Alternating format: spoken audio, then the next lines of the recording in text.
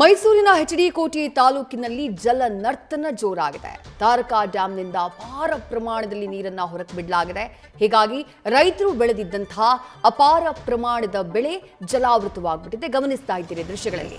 ಕಟ್ಟೆಮನುಗನಹಳ್ಳಿ ಸೇತುವೆ ಜಲಾವೃತವಾಗಿದೆ. ಸಂಪರ್ಕ ಕಡಿತ ಆಗ್ಬಿಟ್ಟಿದೆ.